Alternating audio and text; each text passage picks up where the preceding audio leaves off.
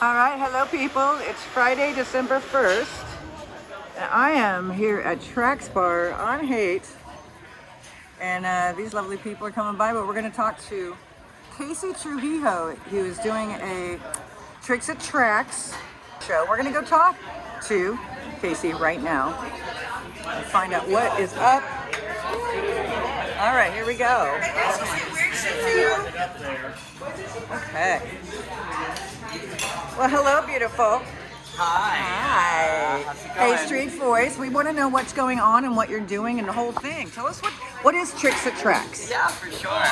So, well, first off, my name is Casey Trujillo, also known as Cassidy LeBlanc, and where we're at right now is Trax Bar. This bar has been here for many, many decades. I used to go there in the 80s, maybe even the 70s. Amazing. Yeah, this is like an institution here on Haight Street. It is. And what I'm getting ready for is a drag show that I started called Trix at Trax. I started it in January of 2020, and of course there was a pandemic, so we stopped it for about a year and a half, and then I brought it right back. So that's what I'm getting ready for. And what brought you to San Francisco? How long have you been here?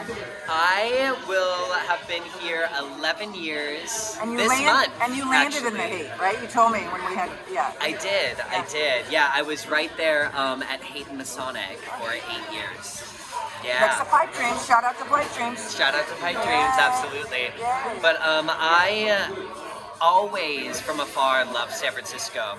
The first time that I ever discovered the city was actually on a choir tour when I was in college in Minnesota.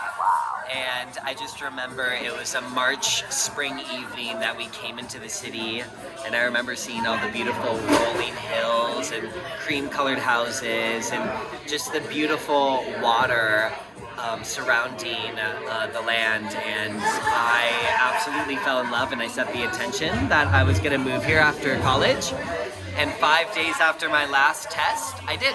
Yay! Yeah. What year was that? Do you mind? That was December of 2012. Oh my God, so that's almost exactly 11 years ago. Exactly. Right? Am Yeah. I right? I'm bad at math. No, it is. Okay. It's 11. exactly. I know it's hot. It's 11 years as of this month.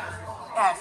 Today is December 1st, as I said outside. Happy December, happy holidays. Happy holidays. I'm undressing as we talk. Yes. Just my scarf, y'all. It's no big deal. So tell me, how did you start? Like, what was the impetus for Tricks at Trax? Yeah. Like, yeah. So, I guess let's starting with the origin story of me doing drag. I discovered my first queer family in college at the University of Minnesota. And a beautiful friend of mine, Gabe, was starting to get into drag. And I actually didn't want to do it. I was actually really resistant to it at first. Yeah, I was going to school for theater, and I thought to myself, oh, I'm just an actor. I don't want to do drag or anything like that. You're a bit snooty. Totally. And he kept on asking me again and again, and finally I surrendered to the experience.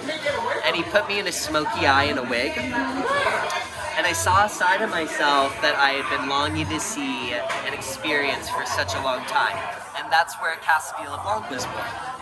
Cassidy LeBlanc. Cassidy LeBlanc.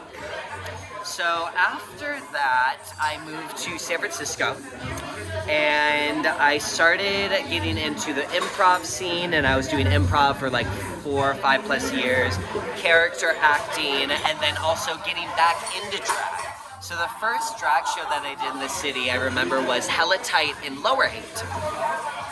And that's a show actually that's just about to close. It's like a Y2K 90s pop party hosted by a drag queen named Lindsay Slohan. Ooh! Yeah. Where is it? What part of it? I don't know. Underground SF. Okay. Yeah, yeah. Okay, yeah. It's just about to end actually. It's been like a decade of that show, and absolutely amazing. And Tricks at Trax happens every first Friday? Every last Friday Friday. of the month. Yep. So while I was living in the city, I just started running the drag circuit, and I've performed everywhere from the Castro Theater to City Hall in drag, and everywhere in between like Oasis, and Soma, and also all of the Castro bars like The Edge. I've performed at Moby Dick. Twin Peaks, I'm sure, right? Yeah, well, actually, Twin Peaks, I haven't yet. I don't know if I've seen drag there. Okay. Yeah. Anyway. Yeah, but lots of places around and near the Castro. Now let me ask you this: Yeah. like this being the Hate, and this is the Hate Street Voice. Yes. Like, is it fun for you to be in sort of like? I mean, I know this used to be a gay bar. Now, of course, it's open to all freaks. We welcome all freaks here. Yes. Was the vibe different for you when you're in the Hate as opposed to, you know what I mean, just like the hippie thing, the Grateful Dead? On my side, I would say I am like a new age hippie. So really, I feel like I fit right in. So when I lived here on the street for 8 years, I was very proud of that as an artist and a drag performer because I felt like I was keeping the vibration of the counterculture movement and all of the beauty that has happened here on this street alive. So When you said you weren't living on the street, it sounded like you were homeless, but you meant living on Hate Street. living on Hate Street, yes, just exactly. to clarify. Yes, okay. absolutely. And if you were homeless, we wouldn't judge either. Oh, you know what I mean? Like, no worries. it's a thing. It's part of the flavor here in Haight-Ashbury. So this kind of brings out a different part of when you're on stage. Do you feel like your hippie comes out more when you're in the Hate? I mean, I feel like, and you'll see the show, right? I feel like what we do here is more rough around the edges. Okay. What I like to call it is like the coyote ugly of drag here. So it's fun. And what I really love about this show is that there's a pool table here. And we actually put a board. We put a board on the pool table. And the drag performers can actually not only dance on the stage that we will put up later, but also on top of the pool table. I think I saw an older video of you dry humping this board. Yeah, that makes things sense. like that, Yeah, that totally makes sense. So, Okay, and we're gonna make this short and sweet because you got to get your makeup on, and I need to get a cocktail because it's Friday. yeah. What would you like to say to the Haight-Ashbury community? Hate Street Voice is hyper-local with a global perspective. So Yeah. it's about this community, but it's also about communities everywhere. What would Yeah. you like to say? Yeah. What I'd like to say is that no matter the changes that have happened here on the street, that there are people here, including myself, that are very much keeping the spirit of Haight-Ashbury alive. And it is deeply important to me to continue to hold that torch for everybody that has came before me here in Haight-Ashbury. And I'm so proud to do that, and I'm so grateful to be part of the Haight-Ashbury community, to keep everything live, funky, weird, fantastic, fabulous. Yeah, and I think a lot of people don't know that there really was a gay culture here. Sylvester, Yes. I mean, in the 60s, it wasn't just hippies. It was accepting, let your freak flag fly, Exactly. anything goes, and it's still here. It's still here. Exactly. I call it the light that lit the 60s.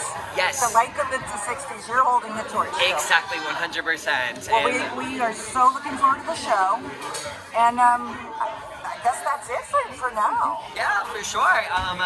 I look forward to you seeing the show. Well, you know what we'll do is we'll take a photo of this is before, and then we'll do an after. Yes.